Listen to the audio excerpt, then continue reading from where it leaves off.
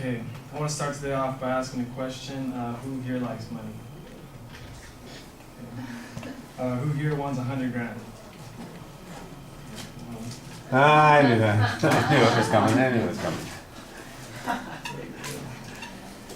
All right, now that there's a general consensus that we all like money, I want to talk to you guys about the stock market. Today I will be exposing you to some basic concepts of the stock market, and I will accomplish this by informing you of the different types of trading, giving you reasons traders enter the different trades, a few examples of when to enter the trades, and a brief explanation of my success and failure in trading. The four different types of trading are day trading, swing trading, trading going long, and trading going short. Day trading is when you buy and sell within the same day. There's a few limitations to that. When you're below 25,000 in your account, you only get 3 day trades per 5 trading sessions, so you're limited with that. Swing trading is when you hold it from anywhere from overnight to 2 weeks. Anything past that is called going long. And when you go long, you usually think like holding it in the long term is more beneficial, so you don't have to be like checking your stock on a weekly basis or daily basis or anything like that. No, if you want to check it later and you're hoping it works out. And shorting is basically, instead of betting, it's the same thing as day trading, swing trading, going long. You just, instead of betting the stock is going to go from high to low, you're betting that it's going to drop from a higher price to a lower price. So. The different reasons the traders enter these trades can vary from these four. Institutional ownership is the amount of shares that a company or a corporation owns of a stock. It can be found on any finance app. You just gotta look at the stock and like scroll down to its data, and then it'll show you the percentage that whatever big name guys own. Volume is the amount of shares that are bought and sold any given day. Again, the data gives like average volume, and when the volume exceeds the average volume, like on any given day, the price can spike up, or if it's not high enough, it can fall down. Resistance and support levels, you can check these by going to the graph and checking like the monthly chart or the yearly chart, and whatever price the stock fails to break, that's its resistance. And it's like walking up a set of stairs like into a roof. Like you're gonna hit your head and then you're gonna go right back down. So like that's what the stock is limited to. Support is just like walking down some stairs, and like that's it won't really go past that. And if it goes above the resistance, that's good if you're going long. And if it goes below the support, that's not very good. It's actually really bad. And news, companies can release like any type of news, like FDA results for a biopharmaceutical company or any other positive. It could be negative as well, so like it can affect it either way. Before we jump into this is an example of when to go like long, but ticker symbols are like the short and abbreviated name that a company will trade by. So Apple, for example, is AAPL, or Amazon, AAMZN, or anything like that. In a market, it can be green, and when it's green, it's bullish, considered bullish because the bullish horn like go up, so green. And bearish is a bearish paw, like it's going down and it's red. These are called, you can set your graph to be a line graph or a candlesticks. These are called candles. The wick is the top line, and the body is the red or green part. The top of the body is what the price closed at, and the bottom of the body, when it's green, is what it opened at. So this was green, it started here, ended there. The wick is the highest point that it went. The wick can stand out on both sides, for example right here, so that's the lowest it went, but it ended up closing right here. So that's good. This particular stock is MTFB. On Wednesday, March 20th, it released news at, you can't release, it says 4:40 a.m. up there. This is 4 right here, so the stock could begin to, you can see like it's starting to be played there. There's a large amount of volume, and you can see that this earning average, which is the 8-day, or this is VWAP, which is volume weighted average price. It was going up, and you can see that the candlesticks are moving down, and traders can read these graphs and play it as appropriate. So, yeah, so it broke those averages and all that. That's an example of when to swing it. Swing. So this is an example of when to short. For a bigger company, Elon Musk tweeted like about some investing information that he wasn't supposed to before like a certain date, and as a result, the stock, the lowest point or the highest point here was 306 within like, and then the next candlestick over, the lowest point was 290. So traders had an opportunity to trade, to short from the highest point to lowest, $16 move that you could have made. So that's a lot of money to be made. An example of like positive, it's encouraging for people to buy these stocks when the institutions own high percentages of them. So 24.66%, that's not, that's a decent, no, actually that's pretty low, I take that back. That's a low amount. That's not really encouraging to buy. And this was on RGLS, I apologize, and PTI right here is 80% held by institutions, so that's pretty encouraging for traders to go long, or if they see it's a high volume day, you can jump in on that trade and make your money. My own story, I started this like last year in October. I won't lie, I lost a lot of money. I was very ignorant. I didn't really read. I learned a lot and I read a lot, and I started trading again in March, and this month I made 500. So anybody can find success in this, just like with anything else. If you study and just learn the stock market, make it your profession, and yeah, stock market changes many lives, and why not you? Thank you.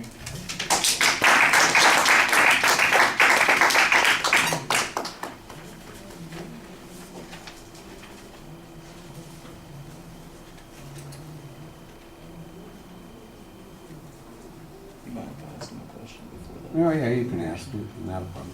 What stocks have you been most successful with? They don't. It's not really a specific kind, but like there's like scanners that you can buy, and like it just like whatever stock. Like which ones have you done well with? They just depend. I don't really. It's like day trading. Like day trading doesn't really like. Yeah. It doesn't really matter like what company it is. Like whatever one is hot. And yeah. You're not doing any long-term stocks? No. Yeah. No. Gotcha. Not yet. I want to eventually like collect dividends and all that.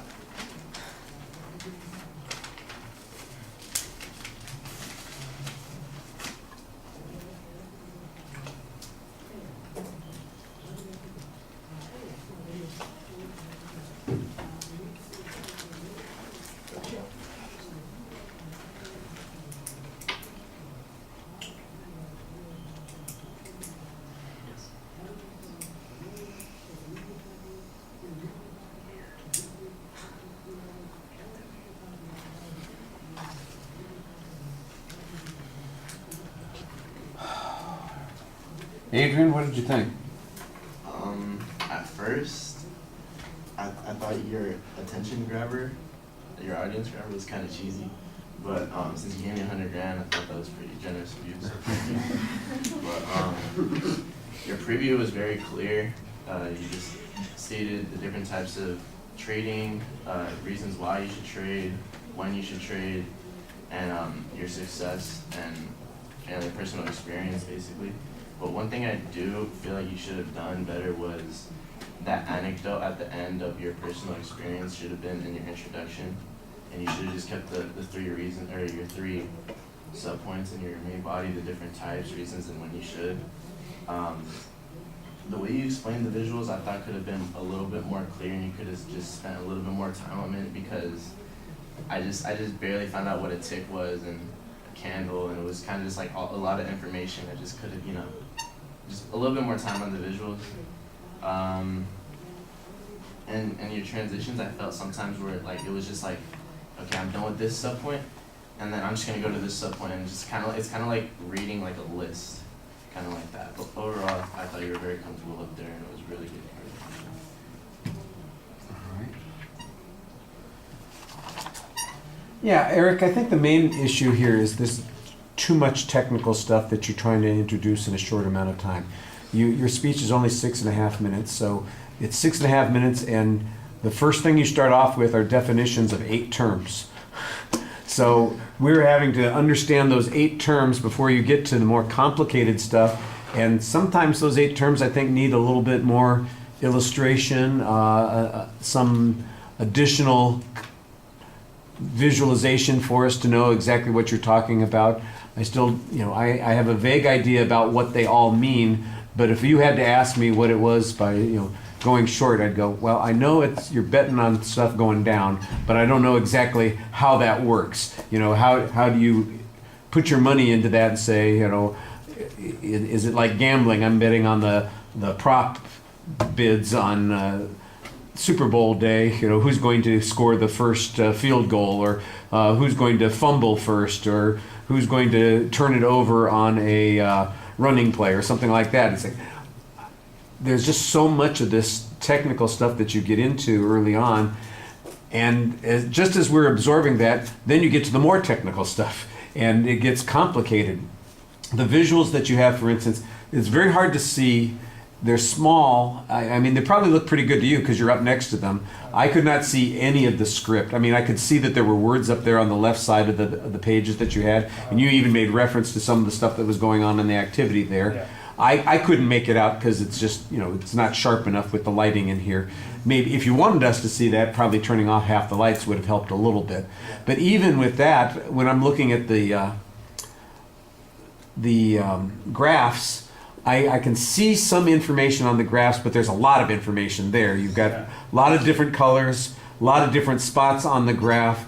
If there was a way to simplify that, which sounded strange because it did make it sound like you can set your graphs for yourself. And I'm going, okay, well, then that's what you should have done. Let's look at, one thing at 6 times during the day and see what's going on. And maybe let's look at the one thing that talks about the terms that you discussed earlier in the process. Because once you start on the graphs, then more terms come up and you have to start defining them as you're going along. And I'm going, well, wait a second, was this something we learned about before that I've missed and now have to apply? Or is it something new that I have to kind of figure out what's going on here?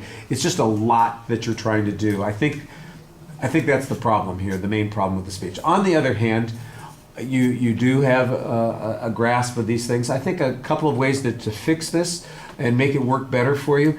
Not that it was a disaster, it wasn't a disaster, but I'm trying to figure out how's it going to work better for the audience. Let's go back to that. You talked about you first got into this, you made some mistakes, you lost some money. Tell us those stories. Say, I decided I wanted to become a day trader, so here's what I did. I went on one of these sites, I put some money in an account, and I just started trading. And I didn't know what I was looking at when I decided to trade on this thing, and I lost $1,200 the first week. And I thought, boy, that was a dumb mistake on my part. Why did that happen? And here's some slides that illustrate what I was looking at. I was looking at this instead of this, And the reason that that's important is because whatever the reason happens to be. And then on the other hand, I recently started trading again, getting in on this because I think I understand it a little bit better. And just this last week, I made $500 on, in this particular kind of investment. And here's how that worked, because I was looking at these two things and I could see this trend, and I jumped in at this particular point. And if you made it kind of relate to the story of what you were doing, I think it would be a little more clearly organized from our point of view. And it would also be easier for us to kind of see an example and figure out how these terms fit into the experience that you're talking about. As it is, it's like anything. Book learning is problematic if you don't have an application for it right in front of you.